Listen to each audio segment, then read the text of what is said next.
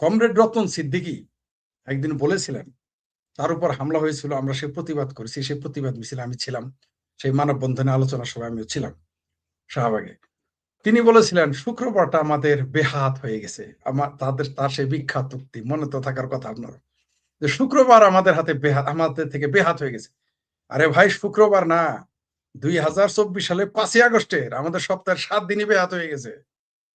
7 দিনই বেহাত হয়ে গেছে। আজকে দেখেন মিছিল হওয়ার কথা। আচ্ছা, মসজিদ থেকে কেন মিছিল বের করবে? মসজিদ মিছিল করার জায়গা? মসজিদ তো মিছিল করার জায়গা না। আপনি যে বলেন মুসলমানদের জন্য, মুসলমানদের মিছিল কেন শুক্রবারেই হবে? কেন শনিবারে নয়? কেন রবিবারে নয়? কেন সোমবারে নয়? মুসলমানের মিছিল হবে কেন? অনেক মানুষ থাকে তো, এই মানুষগুলোকে নিয়ে একটা কিছু করা যায়। এই যে বোঝা গেল যে ফজর নামাজে মিছিল করলে লোক হবে 20 জন, সরি 5 জন। জহর নামাজে মিছিল করলে লোক হবে 100 জন। আসর নামাজে হবে 60 জন। এশার নামাজে 30 জন। তাহাজ্জুদ নামাজে তো লোকই খুঁজে পাবে না। এই জন্যই তারা মানে বোঝা গেল যে শুক্রবার বেছে নেওয়ার কারণ, সেই দিন যত আকাম কুকামি করুক আমাদের, আমি দুঃখিত এইভাবে শব্দ উচ্চারণ করার জন্য, আমি আন্তরিকভাবে ক্ষমা চেয়ে নিচ্ছি। কিন্তু যেহেতু আমার নামের সাথে ক্রিটিক লেখা আছে, অনেকে আমাকে বলেন যে এই বিষয়গুলো নিয়ে কথা বলবেন না। ভাই, যে যে বিষয়ে মানুষ কথা বলবেন ওইটা বলার জন্যই তো আমি শেখ করি। কারণ সবাই সব একদম যদি বলে তাহলে আমার বক্তব্য শোনার তো দরকার নেই।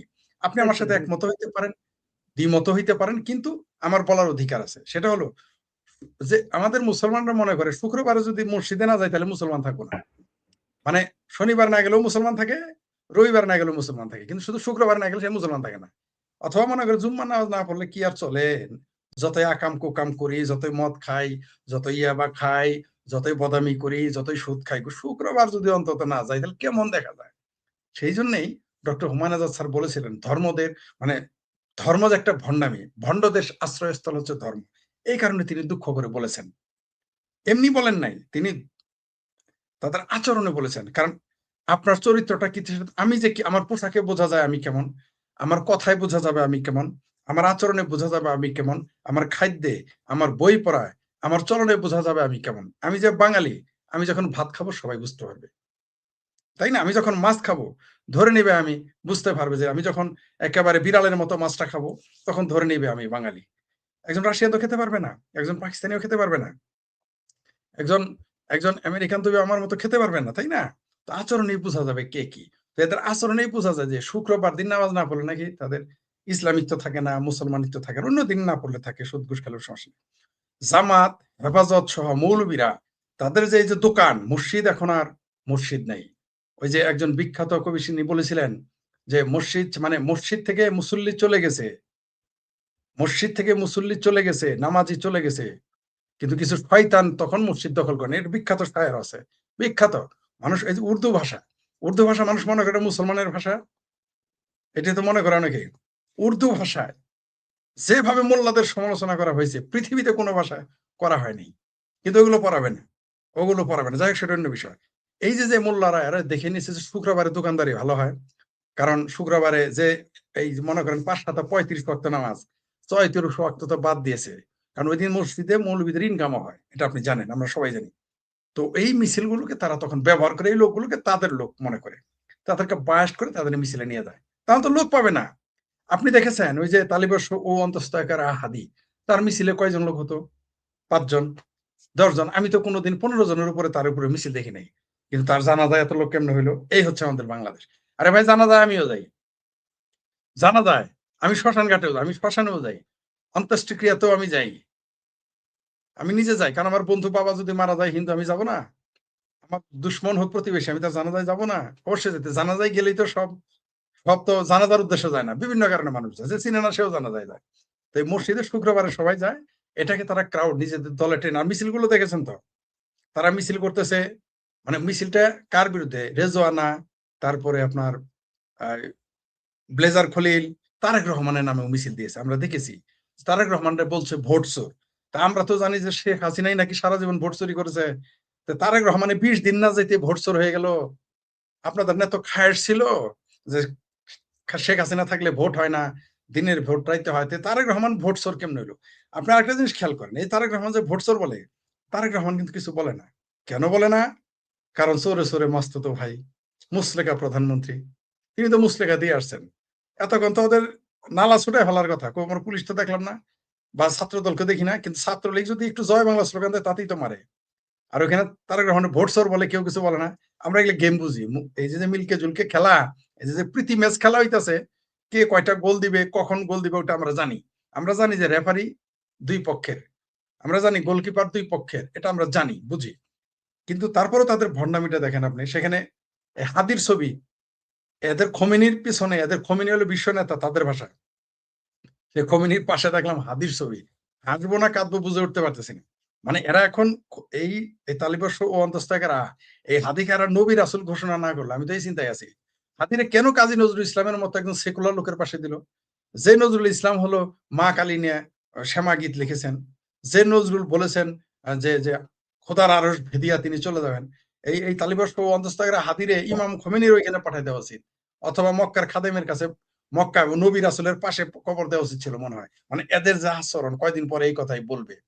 আর আপনি যেটা বললেন, এরা মিছিল করেছে রেজওয়ানা, তিনি অত্যন্ত ধুরন্ধর একজন মহিলা। দেখা যায় খুব এই আপনি দেখবেন এই ইয়ার ডক্টর ইউনূস নামের আদম ব্যাপারীর যারা সরকারে জড়িত ছিলেন, আমার ভাবির পোলারা সহ, প্রত্যেকটা চেহারা হলো একেকটা দেখবেন যে নিম শয়তান বলে আমাদের এলাকায়। আপনাদের এলাকায় কি বলে জানি না। মিটমিটা শয়তান বলে।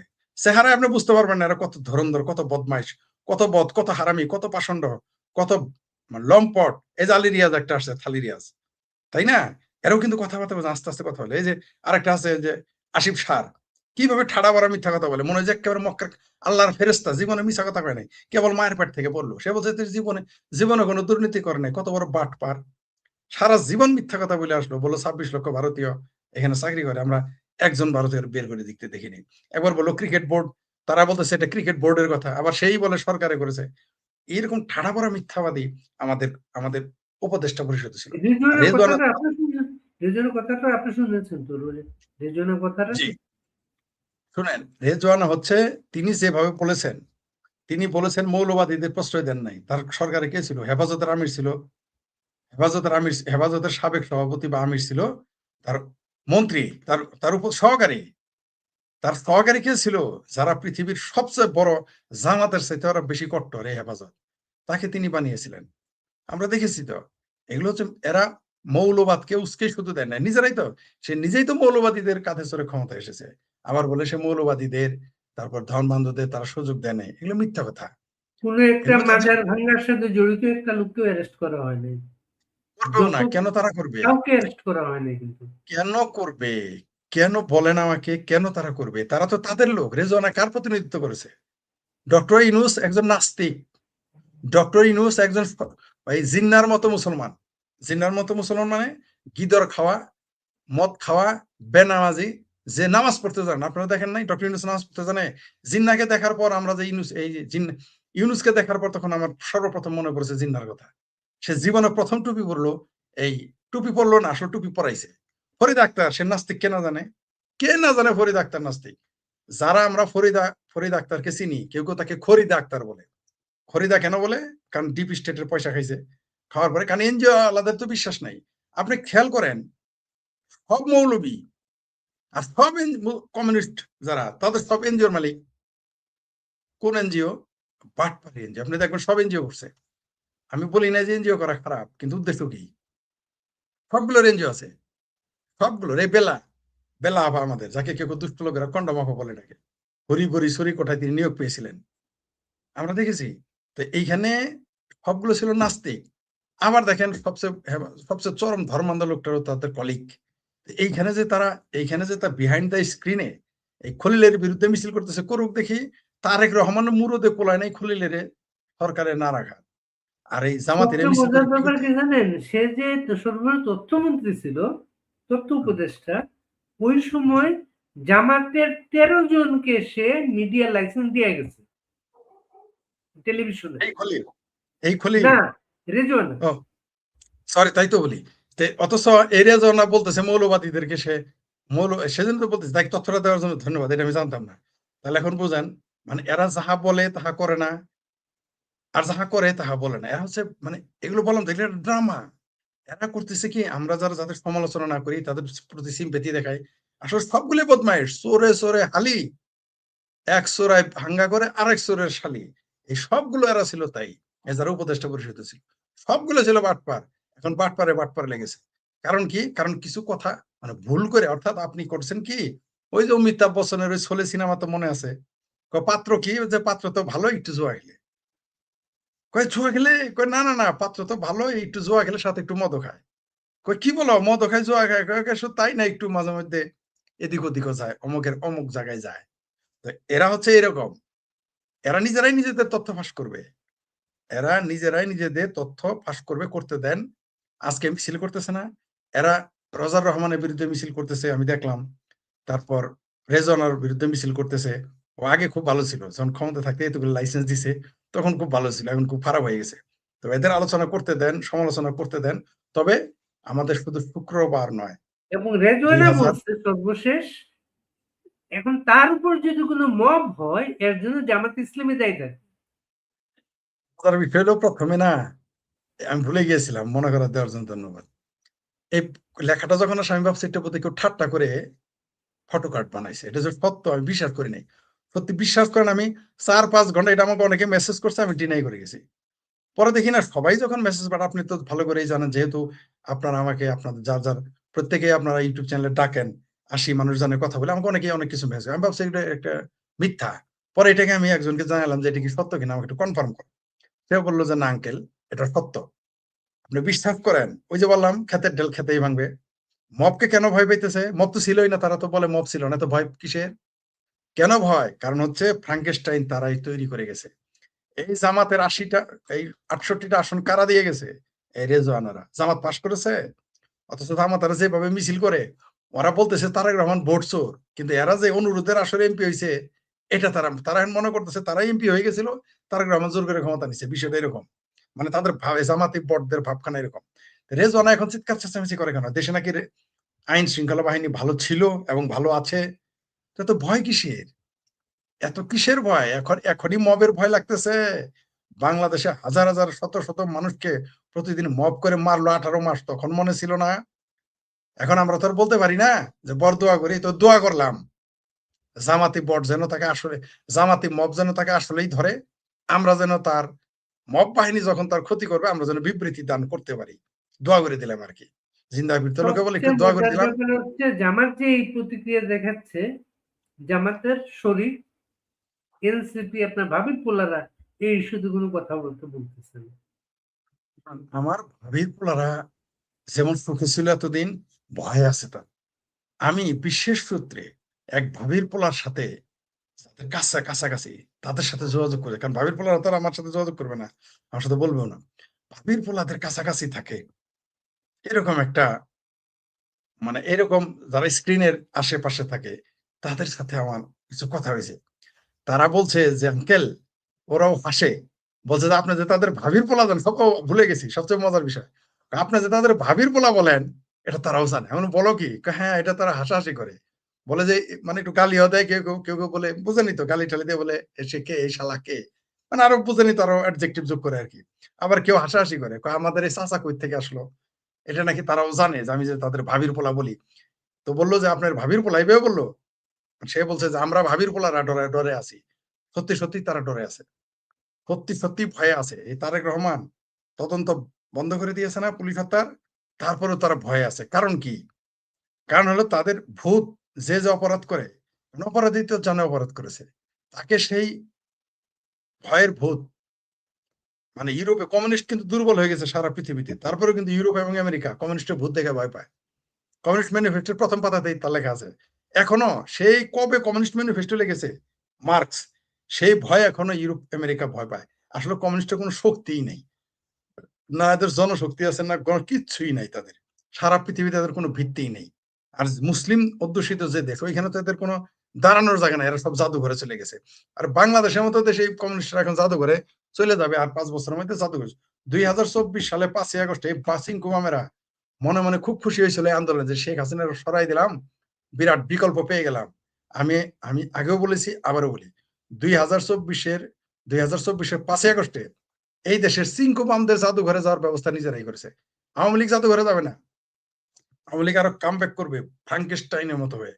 আওয়ামী লীগ পিছিয়ে গেছে, আবার এগিয়ে আসবে, কিন্তু বামপন্থীদের আর কোনোদিন খুঁজে পাবেন না। কারণ বামপন্থীরা এতদিন যত চাপাই মারুক, সুবিধা নিতে সময় কিন্তু 80% সুবিধা কিন্তু আওয়ামী লীগ সরকার বা আওয়ামী লীগের ব্যক্তিদের কাছ থেকে নিয়ে চলতো।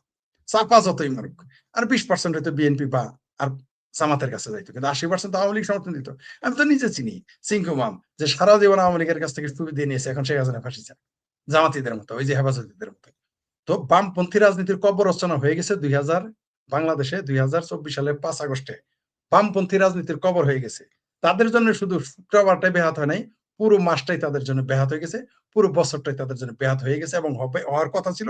এটা তারা নিজেরাই নিজের পায়ে কুড়াল দিয়েছে। কারণ আওয়ামী লীগ এখন থেকে তাদের জিন্দেগিতে আর কোনোদিন কোন আওয়ামী লীগ, কোন বামপন্থীদের জীবনে কোনোদিন এক কাপ চা খাওয়াবে না। আমার সাথে কথা হয়তো আমি জানি, আমার এইভাবে বলে, শেখ ফরিদ, আপনি ছাড়া কোন কমিউনিস্টের জিন্দেগি, কোন বামপন্থীদের কোন জিন্দেগিতে কোনোদিন না একটা সিগারেট খাওয়াবো, না এক কাপ চা খাওয়াবো। ওরা বলে যে আবার যদি কোনোদিন ক্ষমতায় আসি, এভাবে বলছে আমার আওয়ামী লীগের নেতারা, যে কোনোদিন যদি ক্ষমতায় আসি, বামপন্থীদের ওদের ওদের কয় যে 2 টাকা চাঁদা তোলার ব্যবস্থা করে দিব, চাঁদা তুলে খাইতে হবে। এই কথা বলছে আমার, জানেন কত খারাপ লাগে আমার, কারণ আমি ছাত্র ইউনিয়ন করা মানুষ। এটা আমার জন্য খারাপ লাগে না, খুবই আশাহত হয়। কিন্তু বাস্তবতা তো এটাই, বাস্তবতা নিশ্চয়ই জামাত বামপন্থীদের চাঁদা দিবে না, নিশ্চয়ই বিএনপি বামপন্থীদের চাঁদা দিবে না, আর মৌলবীর তো নিজেরাই চাঁদা হাতিয়া তুলে খাইতে, আর যদি দিতেই পারবে না, তাহলে আর কোথায় যাবে? সচিবালয়ে সারাদিন পরে থাকতো, সারাদিন 32 নম্বরে বামপন্থী পরে থাকতো, তারা আজকে শেখ হাসিনার ছিলেন, আওয়ামী লীগের ছিলেন, আমার বলে আওয়ামী লীগের দালাল। আমার জীবনে 32 নম্বরে বোধ হয় 4-5 বার গেছি সর্বোচ্চ, তাও ওই একবার দুইবার ফুল দিতাম একবার করে, তাছাড়া হঠাৎ 2-1 বার যেতাম বছর, হঠাৎ হঠাৎ আওয়ামী লীগের অফিসে হঠাৎ যেতাম, হঠাৎ, তার সুবিধার জন্য না, অনেক কিছু জানার জন্য। আর যারা সারাদিন আওয়ামী লীগের অফিসে, ধানমন্ডি 32 বলেন আর আওয়ামী লীগ অফিস বলেন, সুবিধা নেওয়ার জন্য যাইতো, তারা এখন দেখি কাকের মতো না ঠোঁট মুছে বলতেছে আওয়ামী লীগের কাছ থেকে কিছু নেয় নাই, আওয়ামী লীগ খুব খারাপ, মৌলবীদের মতো, আওয়ামী লীগের দাওয়াত ফরিদ খাইছি, ভাই, আওয়ামী লীগের চাঁদা খাইছি। আপনার ভাবিকে কিন্তু স্বাধীনতার পদক দেওয়া হচ্ছে এবার, স্বাধীনতা পুরস্কার দেওয়া হচ্ছে এবার। আপনি আজকে তথ্যটা পাঠ করে দিয়ে দিলেন না, বলেই ফেললেন তাইলে। আমার ভাবির ফলাফের কথা না, অনেকেই কিন্তু এটা বুঝে না। আপনি আজকে দিলেন তো একেবারে হাটে হাড়ি ভেঙে দিয়ে, আজকে মানুষজন একেবারে সর্বনাশ করে দিলেন। আপনি ঠিকই বলছেন। শুধু তাই না, মুক্তিযোদ্ধা থেকে মেজর আখতারুজ্জামানের মতো জামাতে যাওয়া মেজর জলিলকেও তারা পুরস্কার দিয়েছে। এটা হলে আরো বিপজ্জনক। মানে খালেদা জিয়াকে স্বাধীনতা পদক পুরস্কার দিয়েছে, এটা না যত বিপজ্জনক, তার চাইতে বেশি বিপজ্জনক হচ্ছে এই মেজর জলিলকে দিয়েছে। এটা আরো বিপজ্জনক, এবং এটা আমাদের জন্য লজ্জার। যে মানুষটা আসলে এরা তো তাই করবে, কারণ তারেক রহমানের বাবা কাকে পুরস্কার দিয়ে আসছে? শাহ আজিজুর রহমানকে প্রধানমন্ত্রী বানিয়েছিল, সিনার পীরকে স্বাধীনতার পুরস্কার দিয়েছে। তো তারেক রহমান তো ওই যে বলেছে, ওই যে গিদর ফারুকি নাকি সরোয়ার ফারুকি নাকি তিশার ভাতার কি যেন নাম, সে তো বলেছে যে তারেক রহমান তার পিতার পথেই হাঁটছেন, তো পিতার পথেই হাঁটতেছে, কি করবেন, ঠেকাবেন কিভাবে? কারণ কারণ আহ বাপ কা বেটা, সিপাহি কা ঘোড়া, কুছ না কুছ থোড়া থোড়া, এটা তো হবেই, বাপের সাথেই তো মিলতে হবে, স্বাভাবিক এটাই। তারেক রহমান তাই করেছে, এতে কষ্ট আমি পাই নাই একটু। কিন্তু মেজর জলিলকে যখন পুরস্কারটা দিচ্ছে, তখন বোঝা গেল যে এই এই সরকারে কারা আছে। তারেক রহমানের সরকারে জামাত আবার চিঙ্কু বামের খপ্পরে, জামাত আর জাসদের খপ্পরে এই তারেক রহমান, এটা তার জন্য ভালো হবে না। কারণ জামাত জাসদ যার ওইখানে ঢুকছে, এটাই ধ্বংস করে ফেলছে। বিএনপিরও ধ্বংস অনিবার্য, আপনি ঠেকায় রাখতে পারবেন না। আপনি দেখেছেন তো, 20 দিন যায় নাই, 20 দিন হয় নাই, অলরেডি মিছিল তার বিরুদ্ধে শুরু হয়ে গেছে, এবং তার মুরদ নাই কিছু বলার। বিএনপির মুরদ নাই কিছু বলার, তারেক রহমানের কিছু বলার মুরদ নাই। সেই জন্য আমি নাম দিয়েছি মুসলেখা প্রধানমন্ত্রী। এবং সেই প্রধানমন্ত্রী কোনোদিন সংসদের কোনো অভিজ্ঞতা নাই, তিনি আজকে কিন্তু সংসদের সংসদ সদস্যদের প্রশিক্ষণ কর্মশালা শুরু করেছে। নাম সাথে নাকি তার কন্যাও ছিল, আপনি কন্যাও ছিল। পোস্ট দিয়েছেন। জি হুম। জি জি, বিষয়টা এরকম, যে কোনোদিন গান গায় নাই সে হয়েছে গানের উস্তাদ, যে কোনোদিন নাচের স্কুলে কোনোদিন যায় নাই সে হয়ে গেছে নাচের মাস্টার, যে কোনোদিন মনে করেন মাদ্রাসায় যায় নাই সে হয়ে গেছে মনে করেন যে মুফতি সাহেব। বিষয়টা তো এরকম। এখন এটা হাসবেন না কাঁদবেন? এই যে কর্মশালায় কারা থাকবে? যারা বর্ষিয়ান রাজনীতিবিদ, বর্ষিয়ান, যারা যারা পার্লামেন্টে আগে ছিল, পার্লামেন্টে আগে ছিল, এবং যারা যারা ছিল এবং কয়েকবারের সংসদ সদস্য। এই দেশে কিন্তু 5 বার, 4 বার, 3 বার, 7 বারের সংসদ সদস্য আছে, তাদের ডাকতে পারতো। আচ্ছা, আমাকে যদি সেখানে ডাকে, এটা হাসির ব্যাপার না? ওইখানে আমি যাব? আমি বলবো ভাই আমি কোনোদিন এমপি ছিলাম নাকি, আমি কর্মশালায় যাবো, যত বড় পণ্ডিত হই না কেন। ওইখানে তো ঢাকা বিশ্ববিদ্যালয়ে ভিসিকে নিলে হবে না, ওইখানে মুফতি সাহেবকে নিলে হবে না, ওইখানে আমাকে নিলেও হবে না, আপনাকে নিলে হবে না, কারণ আমরা কেউ এমপি ছিলাম না। তাহলে আমরা ওইখানে কি শিক্ষা দেবো? এগুলো মানে সব সময় একটা মানে এরা মানে সবসময় হিতে বিপরীত করে ফেলে। মানে কয় কি মাখাইলাম কি হইলো, ছাতু মাখাইলাম গু হইলো, এটাও আমাদের জামালপুরের কথা, বুঝছেন? তো এরা ছাতু মাখাই থেকে গু বানাই ফেলে। এটা হইলো প্রবলেম। যারা দেশ নিয়ে আপনি দেখেন তাদের ভাষা, তাদের দেশ নিয়ে কি কথা বলে, বলে বিদ্যুৎ লোডশেডিং সমস্যা না, ঋণ না থাকলেই হবে। এখন শুনতেছি বিদ্যুৎ আসবে না, তাহলে তখন কি বলবে? তখন বলবে চাঁদের আলো খুব ভালো, কবিতা লেখা শুরু করে। যাক আমার জন্য ভালো, আজকে কবিতা টবিতা আজকে লিখতে পারবো। বিভিন্ন পাম্পে কিন্তু লম্বা লাইন শুরু হয়েছে, কারণ পাম্পের তেলের সরবরাহ কমিয়ে দেওয়া হয়েছে।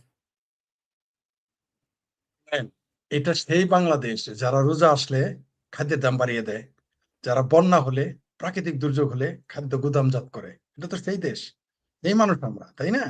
তো এখানে একটা স্কোপ আসছে তাদের। আসলে তেলের কোনো সংকট থাকবে না, আপনি নিশ্চিত থাকবেন। ওই অনেকেই বলতেছে এই যুদ্ধে এই হবে, এই হবে, এটা হবে সেটা। আরে ভাই, এর সাথে আরে সাদ্দামের সময় 40 দিন যুদ্ধ হয়েছে না? না, প্রায় 40 দিনের মতো। কি হয়েছিল? কিছুই হয় নাই। কোন সংকট হয়েছিল? হয় নাই। ইউক্রেন হলো পৃথিবীর খাদ্য ভান্ডার, কয়জন মানুষ না খায় মারা গেছে।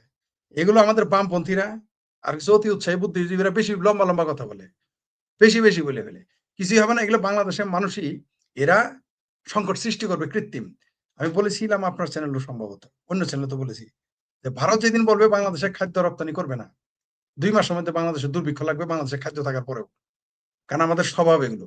এরা এখন বিজনেস করবে, একটা সুযোগ পেয়ে গেছে, বিজনেস করবে। হয় না, বিজনেস করার জন্য সিন্ডিকেট এই তেলের সরবরাহটা কমিয়ে দিয়েছে, প্যানিক সৃষ্টি করার জন্য, আর কিছু না। এগুলো ঠিক হয়ে স্বাভাবিক হয়ে যাবে। তবে এই দেশের ভবিষ্যৎ আপনি যেদিকেই যান, অর্থনৈতিক দিকে যান, রাজনৈতিক দিকে যান, শিক্ষার দিকে যান, খুব একটা ভালো দেখা যাচ্ছে না। চিন্তার যে এদের দারিদ্র, এই দেশের বুদ্ধিজীবীরা হচ্ছে দাস হয়ে গেছে, দলদাস। হয় ভীত, না হয় দলদাস। আপনি দেখবেন যে যেমন বিএনপি যদি একটা ভালো কাজ করে, আমি কিন্তু প্রশংসা করব, কারণ আমার তাতে আপত্তি নেই। কিন্তু আমরা তো খুঁজে পাই না বলে বলতে পারি না। তেমনি আমার শুভাকাঙ্ক্ষী, ধরেন আওয়ামী লীগ ক্ষমতায় আসলো কালকে, সে ভুল করলো, আমি সমালোচনা করব। কেউ রাগ করলেও যায় আসে না, না করলেও যায়। কারণ সমালোচনা না করলে কখনোই প্রশংসা এবং সমালোচনা দুটাই থাকতে হবে, কিন্তু সেই প্রশংসাটা হচ্ছে অরিজিনাল হইতে হবে। এই যে দেখেন বিএনপি, আমি খুব চেষ্টা করতেছি। আমাকে বিএনপির এক নেতা ফোন দিয়েছিল পরশুদিন, বলছে বিএনপির সম্পর্কে কি একটা ভালো কথা তোমার মুখে আসে না ছোট ভাই? সারাদিন খালি আওয়ামী লীগের গীত গাও, এইভাবে ভাষায় বলছে আর কি। তাই আমি বললাম ভাই আপনি ভালো কিছু জিনিস লিখে দিয়েন যে এটা ভালো।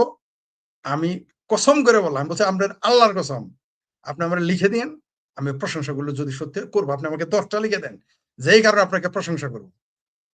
পরে বললো যে তোমার আর ঠিক করা গেল, তোমার আর বোঝানো গেল না, মানে আমাদের আঞ্চলিক ভাষায় বলছে, আর তোমার আর বোঝানো গেল না। পরে এই কথা বললো যে আওয়ামী লীগ তোমার কয় টাকা দেয়, আমরা এখন তো ক্ষমতা টাকা পয়সা তুমি বললো। আমি বললাম ভাই যেটা আপনি করেন নাই সেটা আমি টাকা দিলেই কেমনে বলবো, না দিলে? আমি তো ল্যাংটা সুলেমান না, আমি তো প্যানিক ভট্ট না, অথবা আমি ওই পেয়ারা পাকিস্তানি ইউটিউবার আর কি এর নাম সাংবাদিক এলিয়াসও না।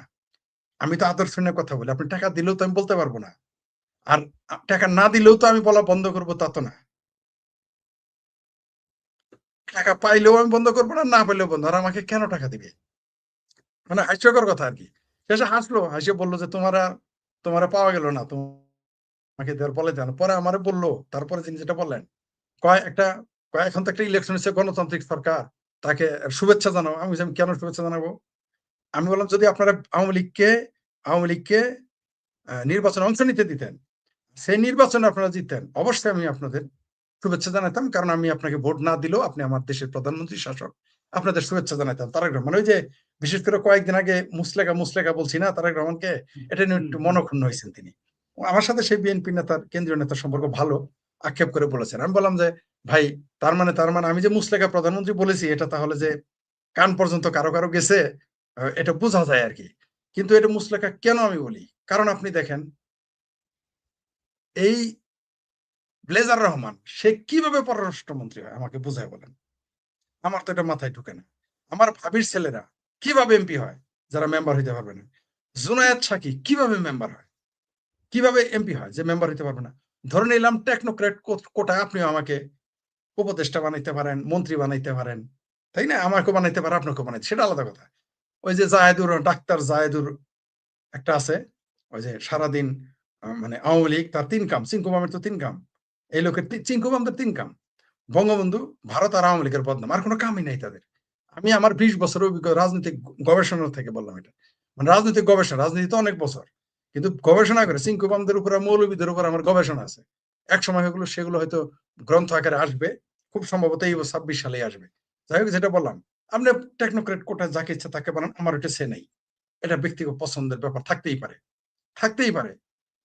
কিন্তু জুনায়েদ সাকিকে আপনি এমপি বানায় আনছেন। এটা ওর এখন বললে তো বেশি, আমার তো বলবে যে কারি সাহেবের মুখ খারাপ। জুনায়েদ সাকি স্বপ্নে কোনোদিন নিজেরে ভোট দিয়ে এমপি বানাইতে পারবে? স্বপ্নে পারবে না। তাহলে ২ সে সপ্তাহের এমপি মধ্যে তার মন্ত্রণালয় চেঞ্জ করতে হয়েছে। করতে হবে। মন্ত্রণালয় না, কয়দিন পরে কোনো মন্ত্রণালয় থাকবে না।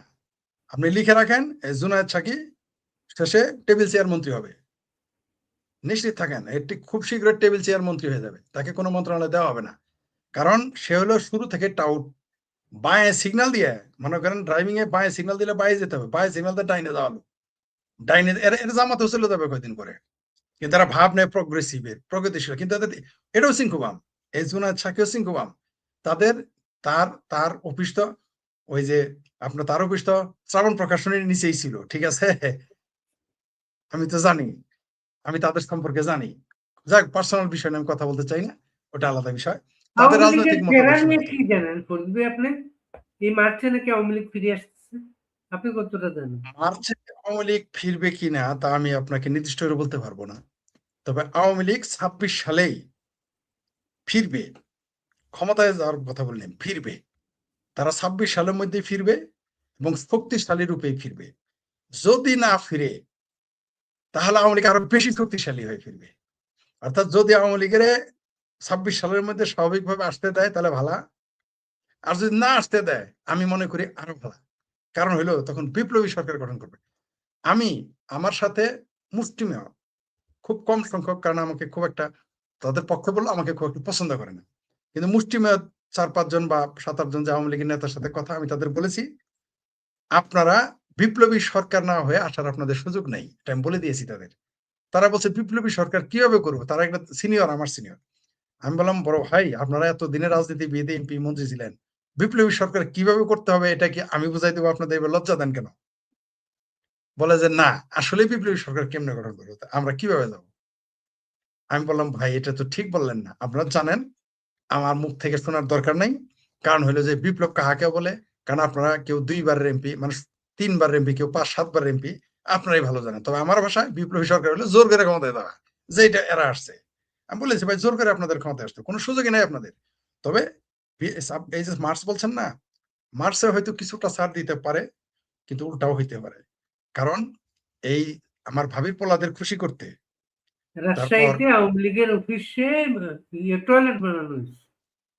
সেই জন্যই তো বললাম যে সিমটা ওটাই বলতে চাচ্ছিলাম, যে এরা বিএনপি এখন ডুয়েল ক্যারেক্টার থাকবে, তাদের দ্বৈত চরিত্র থাকবে। তারা একসময় মনে হবে এই আওয়ামী লীগকে ছাড় দিচ্ছে, একসময় মনে হবে এই ছাড় দিচ্ছে না। আর এই মাঝামাঝি অবস্থা থাকে, আমাদের ভাবির পোলাদেরও তাদের সন্তুষ্ট করতে হবে। মানে অনেকটা বলতে গেলে যে এই যে আবার জামালপুরের কথা বলতে হয়, একটু একটু খারাপ শোনা যাবে। আমাদের অঞ্চলে একটা কথা আছে যে নটি মাগির ভাইল, রান্দে মুরগি কয় ডাইল। মানে সে কখনো সত্যি কথা বলেন। বিএনপিকে আপনি বুঝতে পারবেন না। আওয়ামী লীগকে আপোষ করে কোনোদিন আওয়ামী লীগ আসতে পারবে না। কেউ যদি মনে করে ভারত তাকে আনবে, তাও আসতে পারবে না। কেউ যদি মনে করে বিএনপি তাকে ছাড় দিবে, তাও আওয়ামী লীগ আসতে পারবে না। আওয়ামী লীগকে আওয়ামী লীগের গতিতে আসতে হবে। কেন বললাম? কারণ জনশক্তি সবচেয়ে বড় শক্তি। আপনি যত কথাই বলেন, এই ইউনূসকে কেন, আমি অনেকে আমাকে বলেছে ছোট ভাই তুমি তো বললা নির্বাচন হবে না, নির্বাচন তো হয়ে গেল। আমি বললাম আমি যেখান থেকে তথ্য পেয়েছিলাম, মানে কেন না করেছিলাম, কারণ আমি যেখানে তথ্য পেয়েছিলাম যারাই সরকার বসিয়েছে তারা তারা আমাকে বলেছিল নির্বাচন হবে না। আমি কোনটাই মানে খুব যখন কোনো ইনফরমেশন দিই তখন আমি কারো কাছ থেকে শুনে বলি, অথরিটি তারা আসলে চেষ্টা করেছে এই সরকারকে, তারা ৫ বছর টেনে নিয়ে যেতে চেয়েছিল। মানে ৫ বছর বলতে আমৃত্যু, ইউনূসের আমৃত্যু তারা বলেছিল যে যত বছর যাওয়া যায়। এমনও বলেছে যে তিনি তো যখন তখন হার্ট অ্যাটাক করে মারা যাবেন। বলছে তারপরেও তাকে যতদিন আমৃত্যু ক্ষমতায় থাকবে বিএনপিকে আসতে দিবে না। কিন্তু তারা দেখেছে দেশের পরিস্থিতি খারাপ হয়ে যাবে, যদি এই মুহূর্তে বিএনপি না ঢুকায় তাহলে ২৬ সালে আওয়ামী লীগ ঢুকে যাবে। এই ভয়ে তারা নির্বাচন করতে দিয়েছে। আমি এখন বলতে চাই যে বিএনপি যদি আওয়ামী লীগকে ঢুকতে দেয় তাহলে ভালো বা ভালা, না ঢুকতে দিলে আরো ভালা। কারণ হচ্ছে আওয়ামী লীগ এখন স্বাভাবিকভাবে ফিরবে, আর যদি আটকায় দেয় তাহলে অস্বাভাবিকভাবে আসবে, আর অস্বাভাবিকভাবে আওয়ামী লীগের আসা উচিত। কারণ অস্বাভাবিকভাবে আসলে সেখানে পরিবর্তন হয়, ওই নিয়ম অনুসারে কোনো পরিবর্তন হয় না। আমি একটা বই পড়েছিলাম যে নিজেকে কিভাবে ডেভেলপ করা যায়, নিজেদের, যে একটা মানুষকে কিভাবে আমার জ্ঞান, আমার মেধা, আমার আচরণকে ডেভেলপ করব। আমি একটা বই আমি এনেছিলাম একটা বিশেষ জায়গা থেকে, সেখানে শুরুতে লেখা আছে break breaks all the rules, break all the rules, সমস্ত নিয়ম ভাঙো আগে, তাহলেই তুমি তোমাকে ডেভেলপ করতে পারবে জ্ঞানে, আচরণে, কথায়, ভাষায়। এইভাবে লেখা আমি প্রথমে বুঝিনি, যেহেতু ইংরেজি ভাষায় 2-3 বার পড়েছি, আমি 2-3 বার খুব কম পড়ি, আমি সাধারণত কোনো বই একবারই পড়ে শেষ করি, ওই বইটা আমাকে 2 বার পড়তে হয়েছে। তাহলে আওয়ামী লীগকে রুলস যখন ভেঙে ফেলবে বিএনপি, তখনই তো আওয়ামী লীগের জন্য ভালো হবে, তাহলে তার ডেভেলপ হবে। আর আওয়ামী লীগের তো সব রেডি আছে, আওয়ামী লীগের তো প্ল্যাটফর্ম, আপনি বলেন আওয়ামী লীগ কিভাবে ফিরবে, আওয়ামী লীগের ফেরার রাস্তা সব তৈরি হয়ে আছে। এখন শুধু আওয়ামী লীগের নেতৃত্বদের সিদ্ধান্ত নিতে হবে হাউ টু প্রসিড। আওয়ামী লীগের কর্মী এবং সাধারণ জনগণ আওয়ামী লীগের জন্য মুখিয়ে আছে কবে আওয়ামী লীগ দেশে আসবে, সেটা 6 মাস পরে আসুক আর 1 বছর পরে। তো আমি মনে করি এই মুহূর্তে আওয়ামী লীগের বিপ্লবী চিন্তা না করে কিছু সময় নিতে হবে, কারণ মানুষ যেমন ইনুস রিজিমের দেখছে শখ মিটে গেছে, আই এম সরি এইভাবে কথা, খাইজ মিটে গেছে। কিন্তু ইন্টিগ্রিটি আলো লোক বাংলাদেশে পাওয়া খুব মুশকিল, চারিত্রিক সংহতি যেটাকে বলে। তো ইন্টিগ্রিটি না থাকলে এরকম হয় আর কি, কালকে কি বললাম আজকে কি বললাম মন থাকে না। যাই হোক, একটা বিষয় আপনি খেয়াল করছেন নিশ্চয়ই, এই গভর্নমেন্ট সবাইকে অ্যাপিজ করার, সবাইকে সন্তুষ্ট করার একটা প্রবণতায় ভুগতেছে, একমাত্র পুলিশ ছাড়া, বুঝছেন? সবাইকে সন্তুষ্ট করবে আর কি। আপনার আমেরিকাকে সন্তুষ্ট করবে, আপনার অ্যাডভাইজারদেরকে সন্তুষ্ট করবে, জুলাই যোদ্ধাদের সন্তুষ্ট করবে, জামাতকে সন্তুষ্ট করবে, সবাইকে অ্যাপিজ করে। ভালো একটা স্টেবল, এইভাবেও যদি একটা স্টেবল সরকার হয়, একটা যদি সামাজিক স্থিরতা আসে, ভালো, খারাপ না। কিন্তু প্রশ্ন হচ্ছে যে কতগুলো মোরালিটির প্রশ্ন আছে।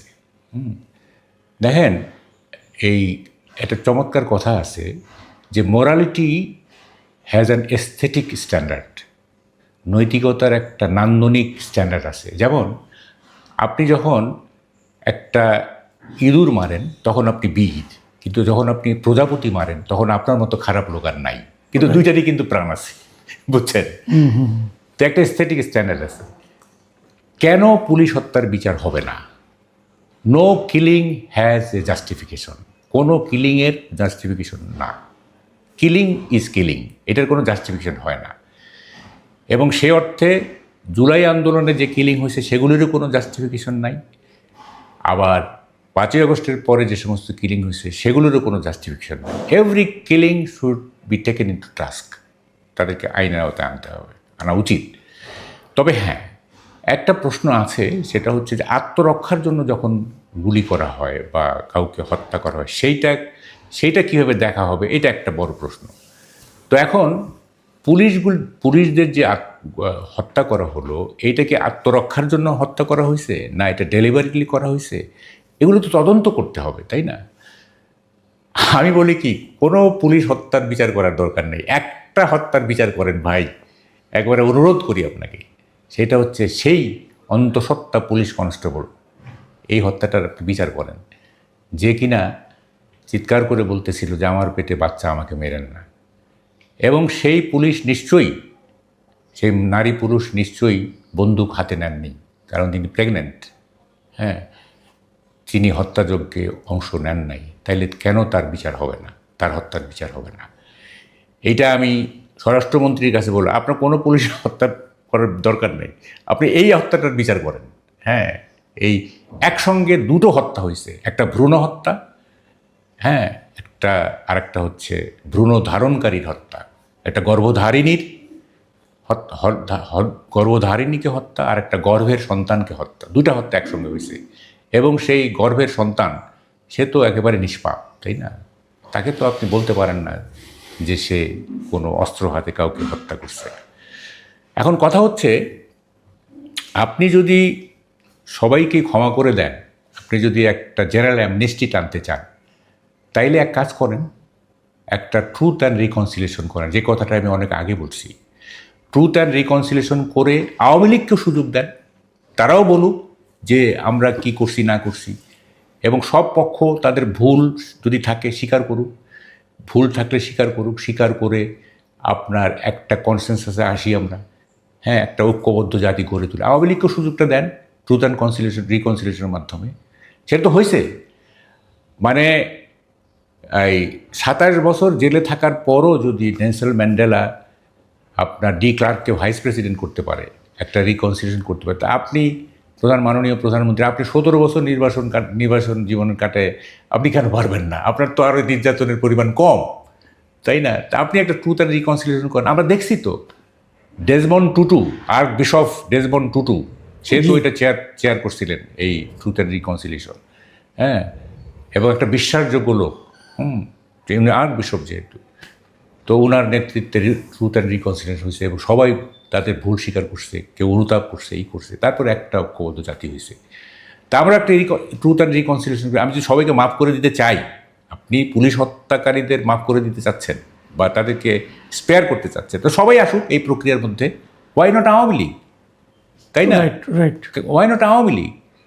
আমি প্রস্তাব করতেছি, খুব ক্যাটাগরিক্যালি প্রস্তাব করতেছি যে একটা ট্রুথ অ্যান্ড রিকনসিলিয়েশন হোক। আমরা যদি সত্যি সত্যি তারেক রহমান যদি সত্যি সত্যি একটা কি বলে যে নো হস্টাইলিটি, শত্রুতা নয়, বন্ধুত্বের ভিত্তিতে দেশ গড়তে চায়, তাহলে একটা ট্রুথ অ্যান্ড রিকনসিলিয়েশন হোক, কমিশন হোক, সেখানে সবাই আমরা বসি, জুলাই যোদ্ধারাও বসি, তারপরে পুলিশের পক্ষ থেকে ওরাও বসুক, আওয়ামী লীগের পক্ষ থেকে বসুক, যারা বিতর্কিত আছে, যাদের নিয়ে বিতর্ক আছে, সবাই বসে সেখানে আমরা আলোচনা করি কার কী হয়েছে। আওয়ামী লীগকে অনুতাপ করার সুযোগ দেন সেই ট্রুথ অ্যান্ড রিকনসিলিয়েশনে, একটা সুযোগ দেন, হ্যাঁ, দিয়েটি আমরা একটা করি, হ্যাঁ। এবং দেখেন এই truth and reconciliation south Africa হয়েছিল, তখন বলা হলো যে দুই ধরনের অ্যাট্রোসিটি হয়েছে। একটা হচ্ছে যে হোয়াইটরা অ্যাট্রোসিটি করছে, আবার ব্ল্যাকরা আন্দোলনের নামে কিছু অ্যাট্রোসিটি করছে। তখন বলা হলো যে নো, কোনো অ্যাট্রোসিটি, সব অ্যাট্রোসিটিকে আমাদের বিবেচনা করতে হবে, এবং নুরেমবার্গ ট্রায়ালের মতো কোনো ট্রায়াল করা যাবে না, হ্যাঁ। তারা বলছিল উই শুড অ্যাভয়েড মানে ট্রায়াল লাইক নুরেমবার্গ, হ্যাঁ, এবং আমরা all the atrocities should be addressed, এবং সেটাকে আমরা একটা ইসের মধ্যে নিয়ে আসবো, সলিউশনের মধ্যে নিয়ে আসবো। তা আমাদের এখানে তো দুই পক্ষে অ্যাট্রোসিটি হয়েছে, তাই না? জি, অ্যাট্রোসিটি হয়েছে। তো ফলে কি বলে যে এইটা কোনো একটা যদি আমরা ট্রুথ অ্যান্ড রিকনসিলিয়েশনের মাধ্যমে একটা আসতে পারি, যে একটা জায়গায় আসতে পারি, তাহলে কিন্তু সোসাইটি আরও সুস্থির হবে। তারেক রহমান তো চাচ্ছেন, প্রধানমন্ত্রী তো চাচ্ছেন একটা স্টেবল সরকার, যাতে তিনি রুল করতে পারেন। আমরা তো বুঝি উনি রুল করার স্বার্থেই এগুলো করতেছেন, যে ঠিক আছে, কেউ যাতে অসন্তুষ্ট না হয়, কেউ যাতে হস্টাইল না হয়, শত্রু মনোভাব না থাকে, তাহলে আমরা একটা ঐক্যবদ্ধ হই। তো সেখানে আওয়ামী লীগকে অংশগ্রহণ করার সুযোগ দেন।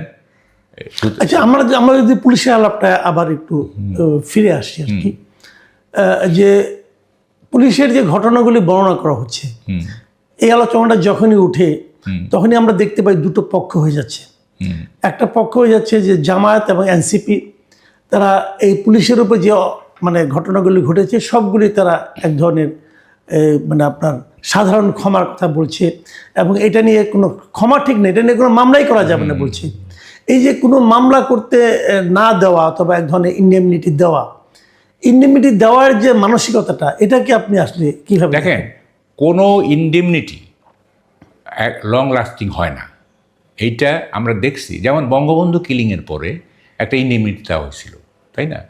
ইন্ডেমনিটি দেওয়া হয়েছিল এবং বঙ্গবন্ধুর হত্যাকারীদেরকে পুরস্কৃত করা হয়েছিল, আপনি জানেন। কিন্তু আলটিমেটলি ওই ইন্ডেমনিটি থাকলো, যখনই আওয়ামী লীগ ক্ষমতায় আসলো তখন তো ওই ইন্ডেমনিটি বাতিল হয়ে গেল, এবং তাদের ওই কিলারদের তো বিচার হইল, তাই না, ফাঁসিও হইল। সুতরাং ইন্ডেমনিটি ততদিন পর্যন্ত কার্যকর থাকে যতদিন পর্যন্ত ইন্ডেমনিটির পক্ষের শক্তি ক্ষমতায় থাকে, বুঝছেন? যখন অন্য শক্তি আসবে তখন তো এই ইন্ডেমনিটি থাকবে না। এবং আপনি কেন ধরে নিচ্ছেন বাংলাদেশটা 5-10 বছরের দেশ? এটা তো অনন্তকালের দেশ, তাই না? আপনি 50 বছর পরের বাংলাদেশ চিন্তা করেন, হ্যাঁ, কেন এরকম করছেন? হ্যাঁ, এই ইতিহাস কি 5-10 বছরের ইতিহাস? তো ফলে আপনি এটা কখনো কি একেবারেই গ্যারান্টি দিয়ে বলতে পারেন যে আওয়ামী লীগ কখনো ক্ষমতায় আসবে না? 5, 10, 15, 20 বছর পরে তো আসতে পারে, আসে নাই? কত বছর, 21 বছর পরে আসছে তো, 75-এর পরে কতদিন লাগে? এইবারই তো বিএনপি তো 17 বছর পরে আসলো। আসলো না তো, সাম ডেজ উইল কাম যে আপনার আওয়ামী লীগ ক্ষমতা আসতে পারে। এটা তো আর মানে হেলা ফেলার দল না, এটা ডিপলি রুটেড একটা দল, একটা সারা বাংলাদেশ জুড়ে এই দল আছে, এবং এই দলের যে প্রধান নেতা উনি তো অনেকের হৃদয়ে আছেন, তাই না? তো ফলে এইটাকে আমি ইগনোর করে আমি টেম্পোরারি, এই যেটা আমরা বললাম এই যে ইরান যুদ্ধের সময় টেম্পোরারি হয়তো আমেরিকা একটা বিজয়ের স্বাদ দিতে পারে, কিন্তু এটা লং লাস্টিং হবে না, হয় নাই, ভিয়েতনামের ক্ষেত্রে হয় নাই, হ্যাঁ, কোনো ক্ষেত্রেই হয় না এটা। তো ফলে এইটা মানে আমি বলি কি যে এই মুহূর্তে যারা বলতেছেন যে মামলা করা যাবে না, করে তাদের একটা যে আছে যে মামলা, এই পুলিশ হত্যা মামলা হলে তারা অনেকে ফেঁসে যেতে পারেন, হ্যাঁ, অনেকে ফেঁসে যেতে পারেন। সেটাই মানে একটা আন্দোলনের স্বার্থে যারা আন্দোলনের সঙ্গে একদম সামনের সারিতে ছিল, ওই সময় তো পুলিশের সঙ্গে আপোষ করে তাদেরকে বুঝিয়ে সুঝিয়ে তার আন্দোলন করা যেত না। আন্দোলন হলে তো কিছু, যেটা আমি বললাম শুরুতে, যে একটা কোলাটারাল ড্যামেজ তো হবেই। কিন্তু এখন তাদেরও তো একটা নিরাপত্তার ব্যাপার থাকতে পারে, তারা তো এক ধরনের নিরাপত্তা চাইতে পারে। আপনি যে সেটার সমাধান আপনি কিভাবে করবেন? সেটাই তো, আপনি যে পুলিশের মরাল বুস্ট আপ করতে চাচ্ছেন, তাই না? আপনি যে পুলিশের মরাল বুস্ট আপ করতে, তাহলে পুলিশের মধ্যে যে গ্রিভিয়েন্সগুলো আছে, যে আমার ফেলো ফ্রেন্ড সে নিহত হয়েছে, আমার মানে পরম বন্ধু নিহত হয়েছে, হ্যাঁ, বা আমিও হ্যারাসড হয়েছি, মানে মরতে মরতে বেঁচে গেছি, তো এই গ্রিভিয়েন্সগুলো তো আপনি অ্যাড্রেস করবেন, তাই না? এটা অ্যাড্রেস করবেন, তারাও তো মানে পুলিশ কি মানুষ না, তাই না? এই যে বলে যে ওস্তাদ ছাদে কোনো মানুষ নাই, 3টা পুলিশ আছে, হ্যাঁ, এইভাবে তো চলবে না। পুলিশও রবীন্দ্রসঙ্গীত গায়, বুঝতে হবে যে পুলিশ কোনো মানে আমি একটা লেখায় লিখছিলাম যে এই বিয়ে বাড়িতে যখন একজন মেজর জেনারেল পাঞ্জাবি পরে এসে বলে আমাকে আর একটু মাংস দেন, তখন অনেকে অবাক হয়, মনে করে মেজর জেনারেল আবার পাঞ্জাবি পরে নাকি। তারাও যে মানুষ, তারাও যে রবীন্দ্রসঙ্গীত গায়, হ্যাঁ, পুলিশও যে মানুষ, তাদেরও একটা ফ্যামিলি আছে, স্ত্রী আছে, সন্তান আছে, সন্তানের প্রতি ভালোবাসা আছে, এটা তো আমাদের বুঝতে হবে, তাই না? তারাও হিউম্যান বিইং। তো ফলে তাদের গ্রিভেন্সগুলো আপনাকে অ্যাড্রেস করতে হবে, তো হ্যাঁ, অ্যাড্রেস করতে হবে। আর তার হচ্ছে বড় কথা কি, দেখেন রাষ্ট্র তো সবার জন্য, তাই না? যে পুলিশটা মারা গেল ইয়েতে, মনে করেন এই আন্দোলনের সময় মারা গেল, অথবা তাকে হত্যা করা হলো, যাই করা হোক, সে মারা যাওয়ার পর নর্মালি একটা পুলিশ অথবা যে কোনো একজন সরকারি কর্মকর্তা যদি দায়িত্ব পালনকালে মারা যায়, তখন সে যে কাজটা করেছে সে দায়িত্বই পালন করেছে, তাকে অর্ডার করা হয়েছে, সে অর্ডার ফলো করেছে। এখন দায়িত্ব পালনকালে যখন কেউ মারা যাবে, তার ফ্যামিলিতে একটা অর্থনৈতিক সুযোগ সুবিধা পাবে। আমাদের এই পুলিশগুলিকে সেই সুযোগ সুবিধা পাবে? যদি বিচার না হয় তাহলে পাবে? তাহলে তার যে সন্তান, তার যে পরিবার, তারা কি দেশের নাগরিক না? তাদের প্রতি কি আপনি এরকম এক চোখে নীতি অবলম্বন করতে পারেন? তাহলে রাষ্ট্রের কাজটা কি? রাষ্ট্রের কাজটা একটা উদাহরণ সৃষ্টি করা। তো তাদের জন্য আপনি কি এক্সাম্পল ক্রিয়েট করলেন? না, প্রথম কথা হচ্ছে যে আপনি যখন জেনারেলাইজ করেন, হ্যাঁ, তখন তো এটা একটা বিরাট সংগঠন। যেমন ধরেন যে অনেক সাংবাদিক আপনার গত রেজিমের, হাসিনা রেজিমের মনোরঞ্জন করছে, ই করছে, তো এগুলো তো কতগুলো পার্টিকুলার কেস না। কিন্তু আপনি যদি জেনারেলি বলেন সাংবাদিক মানেই হচ্ছে আপনার স্বৈরাচারের দালাল, তাই তো এটা হইল না। শিক্ষক মানেই স্বৈরাচারের দালাল, এটা হইল না, তাই না? আপনি জেনারেলাইজ কেন করেন, তাই না? পার্টিকুলারাইজ করেন কে কে অপরাধী, হ্যাঁ, কে কে অপরাধী। 5ই আগস্টের পর আমরা কি দেখছি? একটা জেনারেল টেন্ডেন্সি দাঁড়াইছে, এই সুপ্রিম কোর্ট সব বিচারপতিকে কি কয় যে পদত্যাগ করতে হবে, মাফ করে পদত্যাগ। আরে ওইখানে তো 2-4 জন কি মানে ভালো বিচারপতি ছিল না নাকি? শিক্ষকদের মধ্যে কি ভালো? আর শুধুমাত্র দল করলে বা নৌকায় ভোট দিলে সে ক্রিমিনাল, এটা কোথায় পাইছেন ভাই? হ্যাঁ, এটা কোন পলিটিক্যাল সায়েন্সে আছে যে একটা দলকে ভোট দিলে সে মানে হয়ে যাবে? আপনি স্বৈরাচারের যারা আসল দালাল তাদেরকে আপনি টাকার বিনিময়ে স্পেয়ার করছেন, অথচ নৌকায় ভোট দিতে যারা তাদেরকে আপনি জেলে পুরছেন। এটা হইল কিছু? আমি তো 10টা শেখ হাসিনার মনোরঞ্জনকারী 10টা বিগ হাউসের নাম করতে পারি যারা টাকার বিনিময়ে এখন ঘুরে বেড়াচ্ছে, অথচ গ্রামের একজন নিরীহ লোক যে বঙ্গবন্ধুকে ভালোবেসে নৌকায় ভোট দিছে, তাকে আপনি জেলে ঢুকাই দিলেন। হ্যাঁ, এটা কিছু হইল? তো ফলে খুবই খুবই খুবই এটা মানে মর্মান্তিক। এটা একটা মর্মান্তিক। মর্মান্তিক। এখন কথাটা হচ্ছে যে জুলাই আন্দোলনে কোন কোন পুলিশ আপনার গণবিরোধী ভূমিকা নিছে, হ্যাঁ, যদিও আপনি বললেন যে এটা তো ঊর্ধ্বতন কর্তৃপক্ষের আদেশে হয়েছে। আচ্ছা, আমি এটা বাদই দিলাম, তুমি রিজাইন করতা, তাই না? অবশ্য রিজাইন করলে খাবে কি, তাই না? রিজাইন করলে তাকে যে আবার মেরে ফেলা হবে না তার কি গ্যারান্টি আছে, Guarantee ছিল, তাই না? right. তো সেও তো তখন যদি রিজাইন করতো তখন তো সে ষড়যন্ত্রের শিকার হইতে পারতো, Right. তাহলে তো তার তো কোনো উপায় ছিল না, তাই না? যাই হোক, তারপরও সে ক্রাইম করছে। এখন এর সবাইকে এটা করছে, ওই অন্তঃসত্ত্বা নারী, সে কি বন্দুক ধরছে? হ্যাঁ, তো ফলে আপনি এগুলি পার্টিকুলারাইজ করবেন না, আপনি জেনারেলি বলতেছেন, হ্যাঁ, এটা তো হইল না কিছু। তো ফলে এই জিনিসগুলো আমি বলি, যদি ক্ষমা করতেই হয় তাইলে সবাইকে ক্ষমা করে দেন ট্রুথ অ্যান্ড রিকনসিলিয়েশনের মাধ্যমে। আমি এমনি ক্ষমা করতে বলি না, ট্রুথ অ্যান্ড রিকনসিলিয়েশনে এসে যুক্তিগ্রাহ্য বক্তব্য তুলে ধরবে, প্রয়োজনে অনুতাপ করবে যে ভুল করছি, ঠিক আছে, তারপরে সবাই একটা ইউনাইটেড নেশন গড়ি আমরা। এইভাবে হবে না। দেখেন, এটা আপনি যেটা চাচ্ছেন সেটা যে কখনোই সম্ভব না, এটা আমার কাছে মনে হচ্ছে। কেন মনে হচ্ছে? এই যে আপনি বললেন যে আমি যা করেছি ভুল করেছি, ভুল তো মানুষ করতেই পারে, মানুষ ভুল করতে পারে, ভুল স্বীকার করবে। ভুল করাটাও যেমন একটা মানবিক বৈশিষ্ট্য, ভুল স্বীকার করাটাও একটা মানবিক বৈশিষ্ট্য। কিন্তু আমরা কি জামায়াত ইসলামের ক্ষেত্রে সেই ভুল স্বীকার করাটা দেখতে পাচ্ছি? এত বছর হয়ে গেল, তারা একবারের জন্য বলেছে আমরা ভুল করেছি, এখানে আমি একটু তারাও বলি, তো স্বীকার করে। হ্যাঁ, জামাতে যদি কোনো সমস্যা না হয় তাহলে আপনি পরেরটা কি হবে? না, আমি বলতেছি যে এই যে ট্রুথ অ্যান্ড রিকনসিলিয়েশন, এখানে জামাতকেও আসতে হবে, এখানে জামাতকেও আসতে হবে, তাদেরকে বলতে হবে 71-এ তাদের পূর্বপুরুষরা কি করছে না করছে। তারা করে নাই, কিন্তু পূর্বপুরুষরা তো করছে। এবং দেখেন, ভুল স্বীকার করা এইটা পার্সোনালিটিকে আরো আরো উচ্চতায় নিয়ে যায়। রাইট। কেউ মনে করে যে ভুল স্বীকার করলে ওদের পার্সোনালিটি কমে গেল, এটা কিন্তু পার্সোনালিটিকে আরো গ্লোরিফাই করে। দেখেন, আমি একটা আমার ব্যক্তিগত উদাহরণ দেই। অক্টাভিও পাজ, হ্যাঁ, হি ইজ এ লেফটিস্ট, সে যে ল্যাটিন আমেরিকার একজন রাইটার, সে লেফটিস্ট ছিল। সে লিখছে এক জায়গায়